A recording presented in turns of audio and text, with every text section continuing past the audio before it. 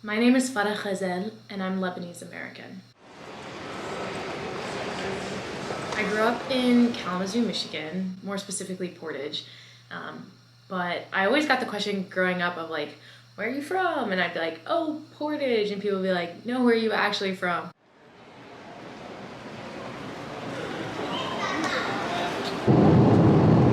I'm a part of the Lebanese diaspora, and what that is a large group of people immigrating from a region due to various reasons. So when we look specifically at Lebanon, the reasons that my parents immigrated was because of a civil war that was happening there at the time. Basically, my grandparents didn't want my dad to be involved in it, and so he immigrated to the United States, to Dearborn, and then eventually moved to Kalamazoo, which is where I was born and raised.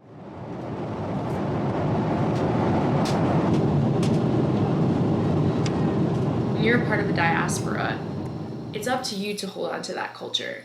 No one else is going to do it for you. When you don't directly live in the place where the food is being made and the language is being spoken and the history is being celebrated, it's on you to learn that stuff. And growing up, for whatever reason, my parents kind of lost touch with their Arab identities too. Maybe it was because of 9/11 and the Islamophobia in the United States following that event, or because they got divorced. They slowly over time stopped speaking to us in Arabic and stopped hanging out with our Arab family members. And so it was really easy to just forget that part of my identity. A lot of times when I think about my forgotten identity, I meet it with avoidance because I feel almost like ashamed or disappointed in myself, even embarrassed, because Lebanon has been my ancestors' home for generations, and here I am living in Kalamazoo, and like I struggle to pronounce things correctly. I can speak conversationally but not fluently. There's still food dishes that I've never heard of or tried. A lot of parts of the culture that I've just never experienced because I haven't spent a lot of time in Lebanon and I've become so accustomed to Western culture. But I think what's so difficult for me is I'm supposed to be a part of this culture. Like, this is supposed to be my community, but it doesn't necessarily always feel like that. So I wanted to document exactly what it feels like to step back into or attempt to reclaim a forgotten identity.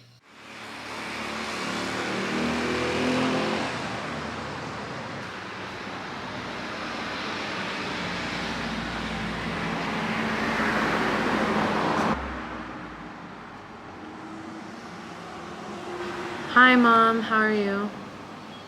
I wanted to call and just kind of make a survival guide, I guess, of like basic or like everyday Arabic like words or phrases or things like that. It feels like I can't like really show like my full personality, or like tell stories or like let them get to know me, because it's like they're talking to like a brick wall. The language barrier makes it so that I can't really talk to them, and then like they keep saying the same few things to me because like they don't really know what else to say, and it is very frustrating. I definitely would say I'm Lebanese, at heart, because in Australia I just never really feel at home. But at the same time, because I've been there for so long, I'm losing my language a bit. I still can speak it and can still get understood, but I am losing it. It makes me feel very sad to think that I'm becoming less and less Lebanese and more Australian. عندي مشروع الجامعة.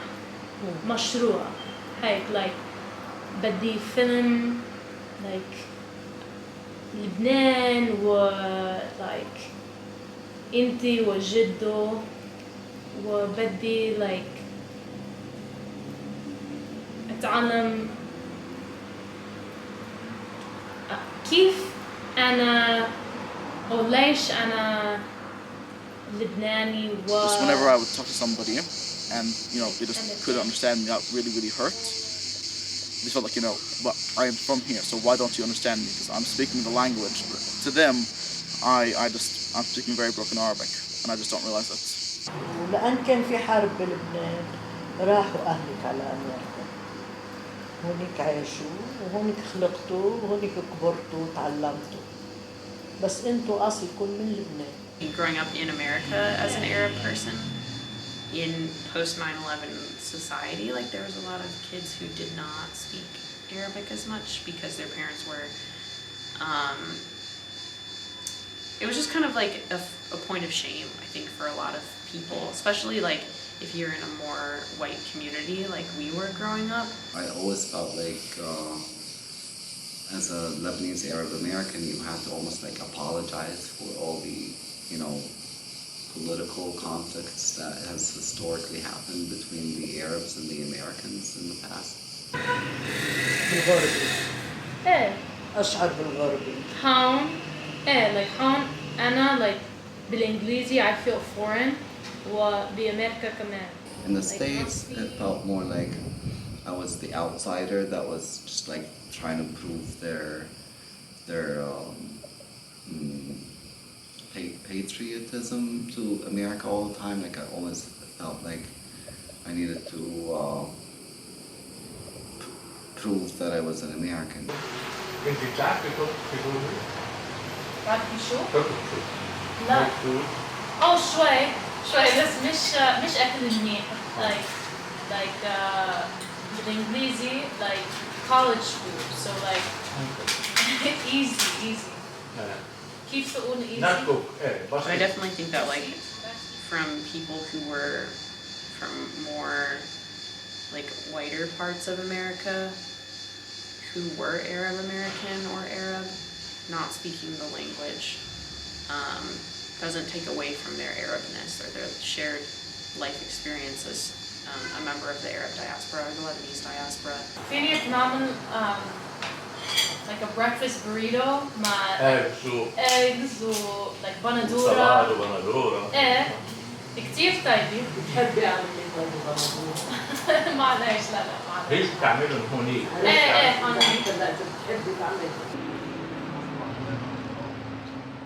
My parents would say بحر الجمعة, but that's like the slang street talk. But if you're gonna say the original, I've already experienced some of those like disappointed looks that I tend to get from relatives when they're speaking to me and they just know I have no idea what they're saying. Okay, so it's a goal of mine to order food at a store on my own. Okay. And the thing I particularly struggle with like is the money. I'll be saying something to them in Arabic and they'll be like, what did you say? And then it makes me like lose the confidence that I have in what I'm saying, so then I say it worse and then I just switch to English altogether. So now let's go ahead and rehearse like what that interaction would look like. Okay, so مرحبا. كيفك؟ منيحة كيفك؟ الحمد لله. عندك مناقيش؟ ايه عنا بعد 2 ساعات تروح تجيبني. اوكي.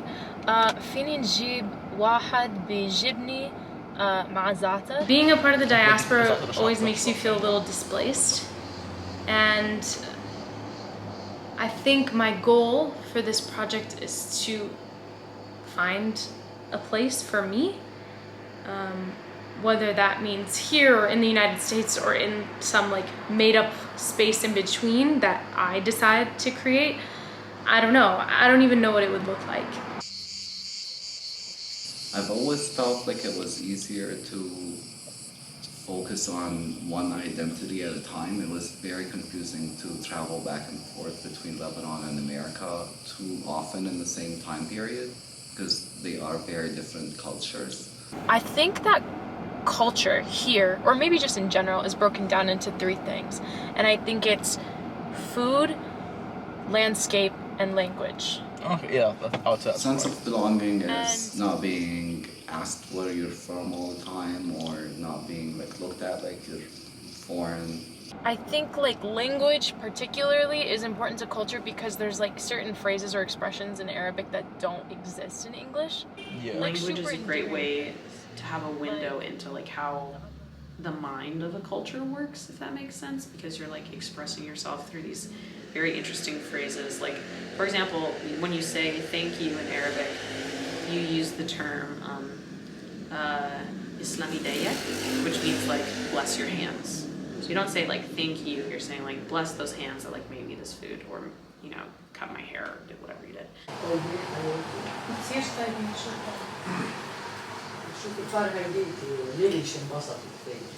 It's also Umri. Umri just translates to my age, and the way it works is it's almost like you're saying you are what makes me have age and life. When I'm not with you, I don't live, so I don't age. Wow. Yeah. That one is so beautiful. It is a very nice word. Wait, say it again. عمري. How do you say بالعربي? إسا نحنا. Okay, so إسا نحنا بمغارة جعيتا.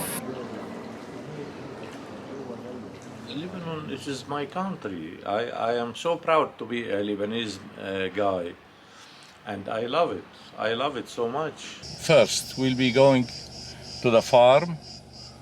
Then we'll be going downtown Beirut. When we was at the high school, also we have to go to different places in Lebanon. It was called ساحة البرج, ساحة الشهداء. It is our land. You have to love your land. Our Lebanese flag, it is the Cedar.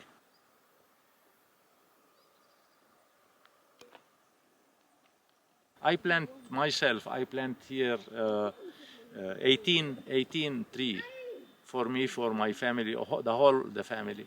There's a quote in Arabic that I can translate for you. The quote goes, it translates to, this is our land, and even if there are only 5 houses left on the entire country, we're going to stay here. It's from a song referring to Lebanon's downfall back from, after the Civil War.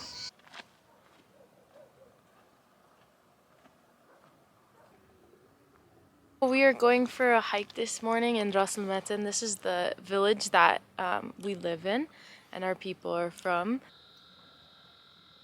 We are very well tailored around nature, and so we kind of molded ourselves to fit with this terrain. So we're Druze people, and the Druze are a very, very tiny religious group that's like native to the mountains of Lebanon and Syria, and so that's also a very unique experience that like no one really gets. Like even if I was part of like a Muslim student association at Kalamazoo College, or if I was part of like an Arab student union or something, like there are things that are like even more unique to just like being of this ethnic and religious minority.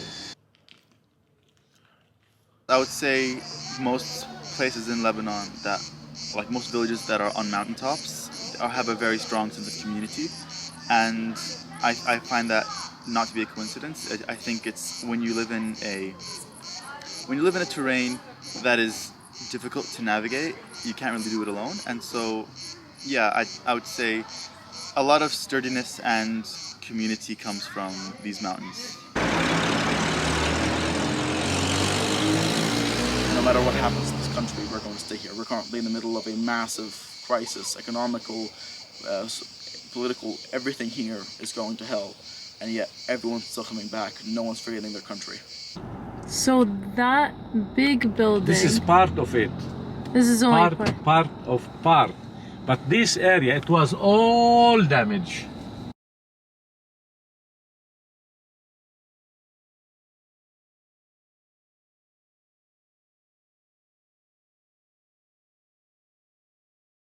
This is the electricity building. You see, it is still damaged. Look.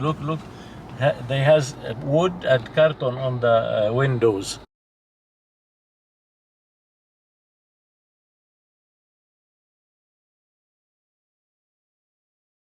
The seeds for the economic calamity was sown well before COVID and the port blast.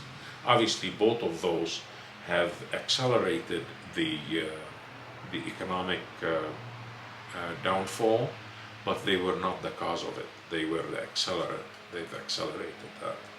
I lost so much, but they didn't pay. I am one, but there is maybe 300,000 people, they get damage in their houses, their business. Yes.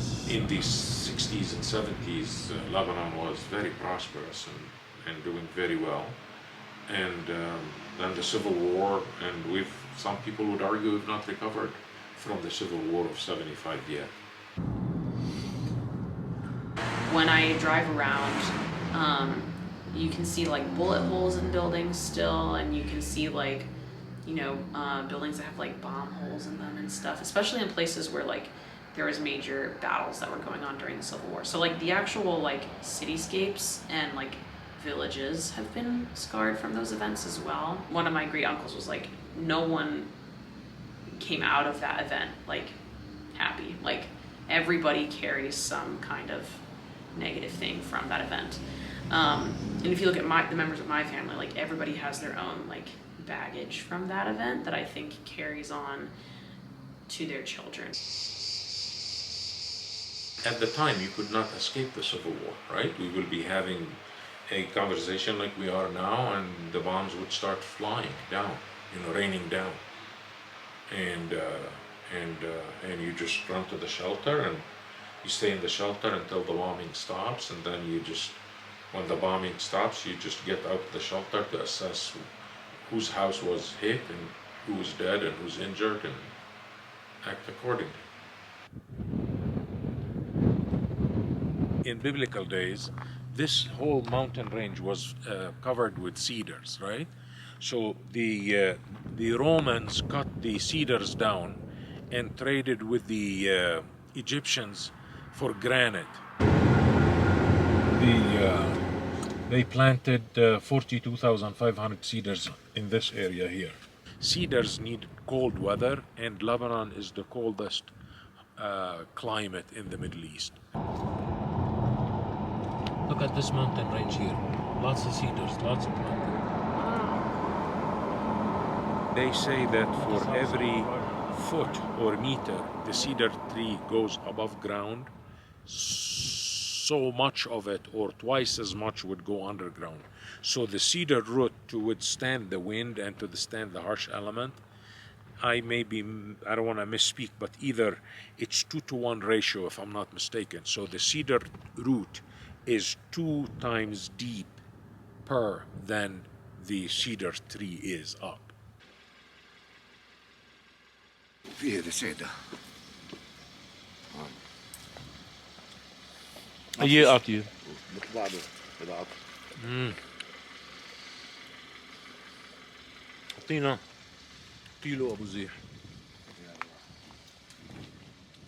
بالعربي, what do you call these? كرز بأبو زيح, يعني cherry with the lime in them.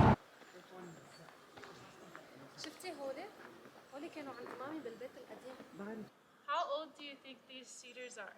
Oh, probably 100 plus years. At least 100. I think this is one of my favorite places I've visited in all of Lebanon. I definitely feel like for the first time like a sense of patriotism. Just seeing all the things that these trees have withstood, like the wars and the elements and the deforestation. It really makes me feel really proud to have the cedar as kind of like this mascot for Lebanon, because I feel like just like the cedar trees, like the people are really, really strong here and are bred to withstand the toughest of things. And I don't know, I'm like, this is my country. Like, I feel like for the first time I really truly feel that, and it's a really wonderful feeling. Farha, check these out. These are little cedar seedlings. Just come this way.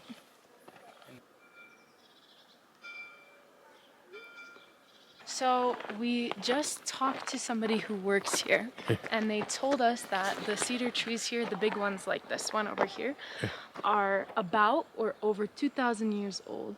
And there's something just really magical about these trees, I think. Like, I feel like there's a kind of wisdom to them almost, maybe because they have lived so long, but like being in their presence is definitely like very, I don't know, like it feels humbling. It's really humbling, and it feels very like magical.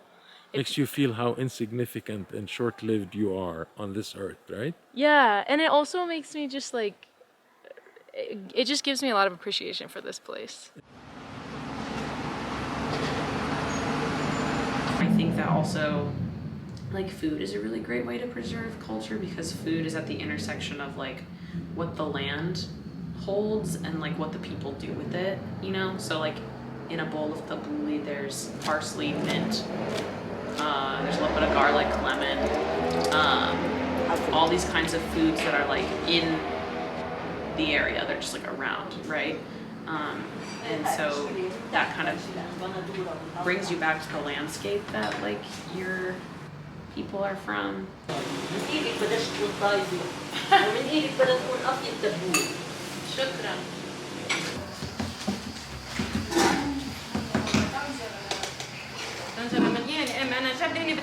Instead of looking for a plain to farm in, we utilized terraces and made layers of our orchards, whether that was with olive trees or fig trees.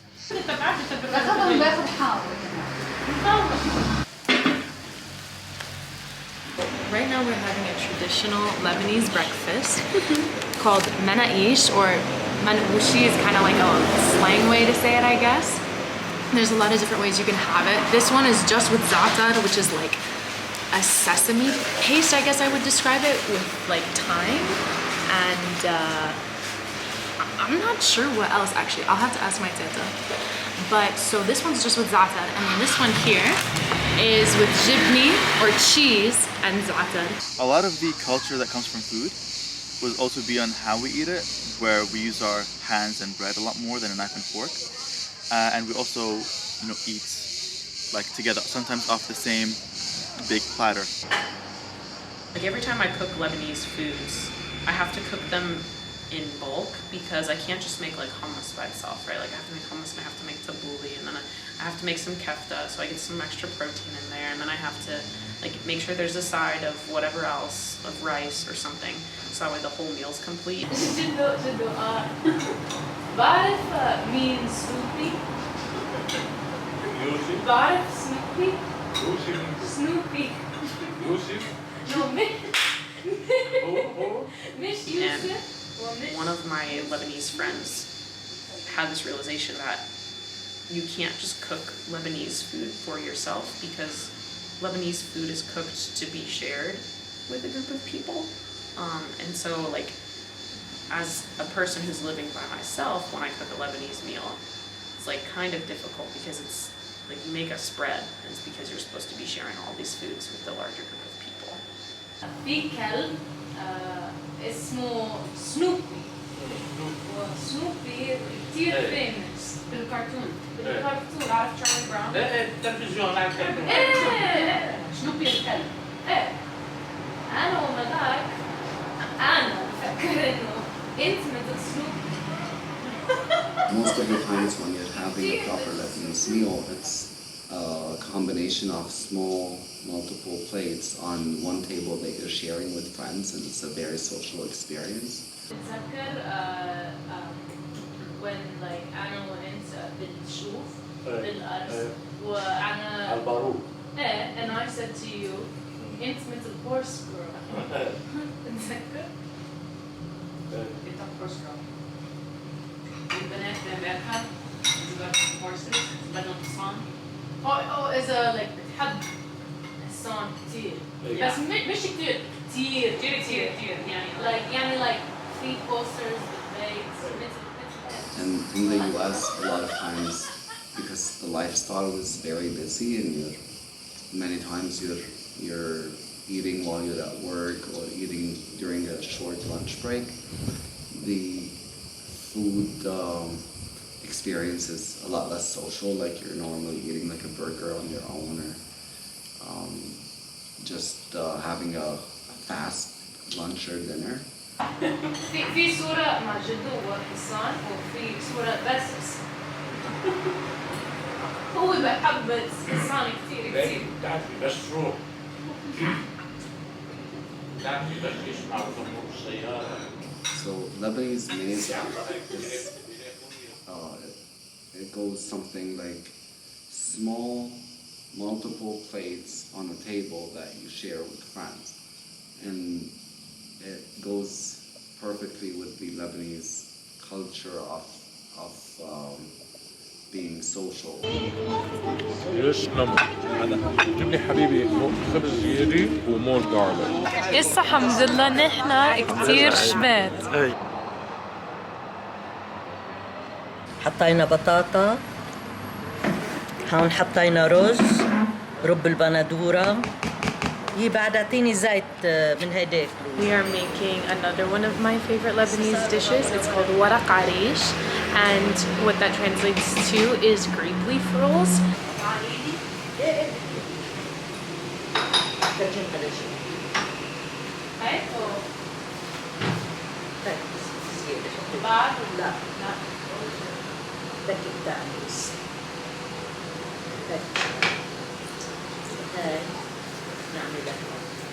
So we take grape leaf rolls that we grow in our farm here in Lebanon, and we stuff them with it's like the tabbouleh mixture, but with rice and potatoes and a little bit of tomato paste. Oh, I like it like this. اه يعني حسب لا تعبيش حسب انت اشطر مني خلص.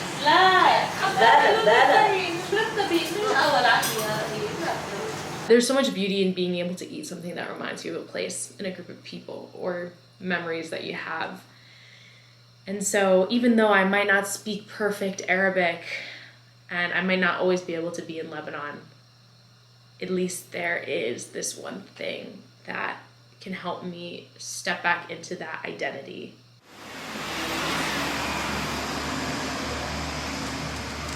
This project was really hard for me. I struggled a lot. There was a lot of tears and frustration and late nights that weren't shown on camera. When I look back, I see a lot of the good and a lot of the happy, but this is definitely something that I'm still gonna have to continue to work on and unlearn and relearn these new different parts of myself. No matter how hard you try and forget an identity, it's always gonna be there with you. And even if you're not thinking about it, it's there in your genetics. I see it in my Arab nose.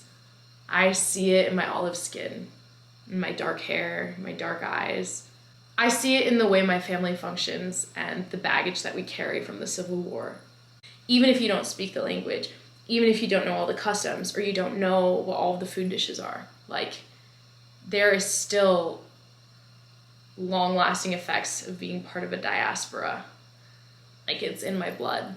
So even if sometimes I feel like I'm foreign or I'm not from there, like, me as a human being is proof that I am from there. And that so much of me is shaped around the fact that I'm a part of the Lebanese diaspora. I can understand why, from my parents' perspective, it was hard to hold on to both cultures when they wanted us to assimilate, and they didn't want us to experience the struggle or hardship that they experienced when they immigrated to America, when they were learning English. I think now it's up to me to hold on to that culture, to relearn that language, and to celebrate who I am. عافاكي. Bravo! Too much. It went up my nose. Okay, يلا. Wow, wow, wow. شو Wow! الشبهة. Okay, يلا, my turn. Another time. إذا فيك. انتي انتي بدك انا. تدلي حالك point. انا اوكي. عمال. So this is. على الحمراء وعلى. It's going. It's on? It's on. So this is called an abrik. Yeah, go ahead. It's a way we drink water here. It's kind of challenging. Yeah. More. خلص احنا مور بعد كده